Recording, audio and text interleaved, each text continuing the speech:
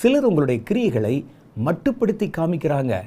நீங்கள் விசுவாசித்தா நீங்கள் தசமபாகத்தை காணிக்கை கொண்டு வந்து போட்டு விட்டால் போதும் அப்படின்னு சொல்கிறாங்க. அதுதான் யாருமே செய்யலாமே.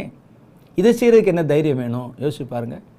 எனக்கு சில காரியங்களில் உடன்பாடு இல்லை. சில காரியங்கள் சொல்லுவாங்க. என்ன சொல்லுவாங்கன்னு கேட்டால், போ அல்லது அனுப்பு. ஒன்று நீ போயா ஊழியத்துக்கு போய் அறியப்படாத ஜனங்களுக்கு சொல்லு. போகலையா அனுப்பு. அனுப்புனா என்ன? காணிக்கை கொடு. நாங்கள் வேற ஒரு ஆளை பிடிச்சி அனுப்பிக்கிறோம். நீங்கள் இவனுடைய காணிக்கையில் வேற ஒரு ஆளை பிடிச்சி அனுப்பிடுவீங்க. இந்த காணிக்கை கொடுத்தவன் போவதற்கு பதில் காணிக்கை கொடுத்தால் பரலோகத்துக்கு போகலாம் என்பது கர்த்தர் சொன்னதா நீங்கள் சொன்னதா?